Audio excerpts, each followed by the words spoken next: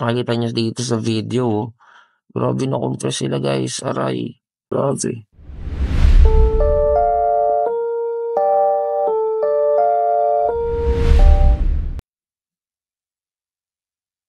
So, guys, i-record muna natin yung audio, no?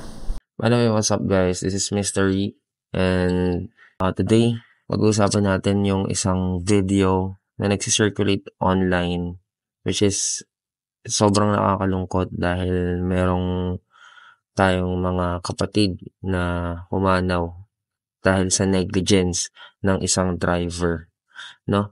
And sana today may mapulot tayong lesson dito sa ating video at sana lagi tayong mag-iingat dahil lalo na pag nandun tayo sa kalsada, yung isang paa natin lagi ay nasa hukay. May it be motorcycle or any kahit nga naglalakad ka lang, di ba? So, panoorin natin yung video. So, here's the footage nung nangyaring accident, no? Ito yung footage na nangyaring accident.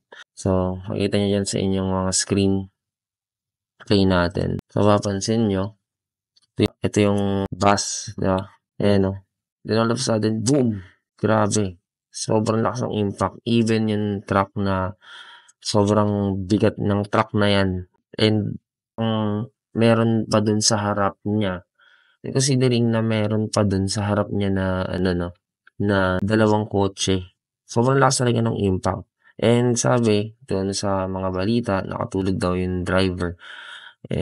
Although may mga speculations na baka daw mahina yung preno, hindi kinaya ng preno yung speed nung takbo ng bus, di ba? Pero ano pa man nangyari accident. And sabi ko nga, hindi natin pwedeng sabihin na parang nakatulog kasi ganyan or hindi naman sinasadya or kahit sabihin natin yung walang preno di ba? Nawalan ng preno. Ay, sino nakatata yung camera, no? Ayan. So, sabihin nyo na humina lang yung preno nung sasakyan, di ba? Pero kasi, once na nagkaroon ka ng license, it means pwede ka nang makapag-cause ng harm to others dahil doon sa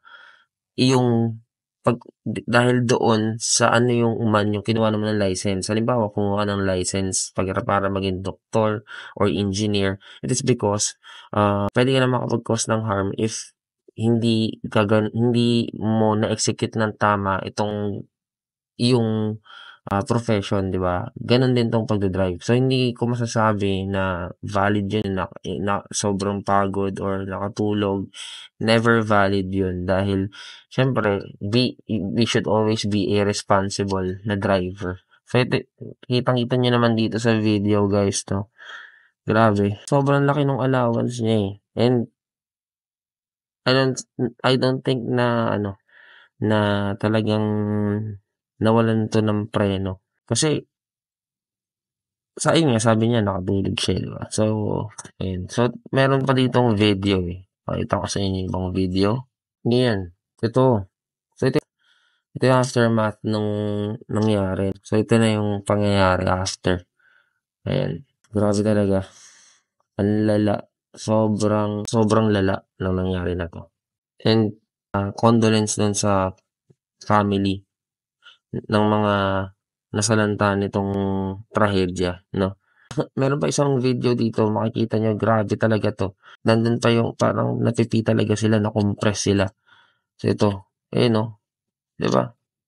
Makikita nyo naman. So ito yung ilan sa, yung mag-asawang namatay din dun sa accident, diba?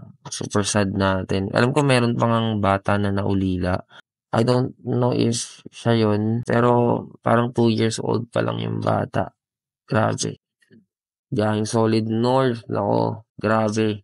Watch over your drivers naman, di ba? Lalo na, hindi ko din kasi masabi na, na walang pag-iingat yung, nakapila kasi sila di ba? Nakapila sila para lumabas ng toll.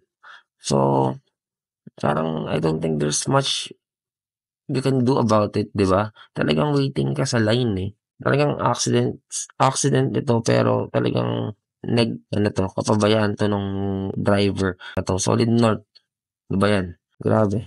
Tignan niyo rin sana yung mga mental capabilities ng mga driver niyo kung kaya bang kung ano, 'di ba, kung sila ba ay talagang katiwa-tiwala na iwanan sa daan with ano, hundreds of passengers that they will travel point to point, 'di ba?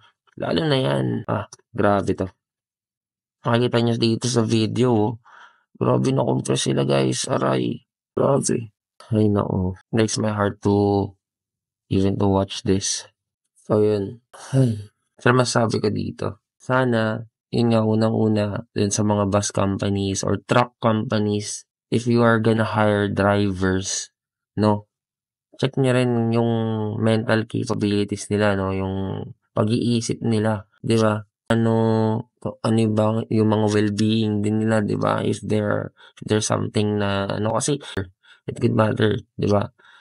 Hindi basta-basta ang pagda-drive. When you are driving, you are holding not only your life, 'di ba? Or hindi lang yung buhay mo yung dinadala, kundi yung mga nakasakay sa'yo. So, be very responsible, 'di ba, as a driver. And meron tayong isang video na napanood na baka makatulong din sa inyo if ever man could increase the chances of survival. Pero sana naman hindi na ito mangyari. Pero 'di ba, we don't know, accidents could happen anytime, anywhere, 'di ba?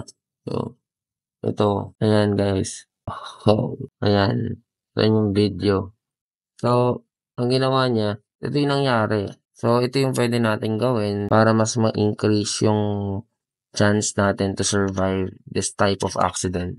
So, medyo inilihis niya yung gulong towards dun sa kabila for the purpose na if ever ma-hit ng truck sa likod, ayan, ganyan yung mangyayari, 'di ba?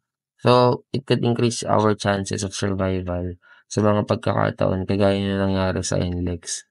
So that's it for today guys. I hope wishing you all a safe travels if ever bumabiyahe kayo ngayon, and sana wag na mangyari ulit yung mga ganitong klaseng aksidente, no? This is Mr. E. Again, don't forget to like, share, and subscribe this video for more videos like this. Thank you.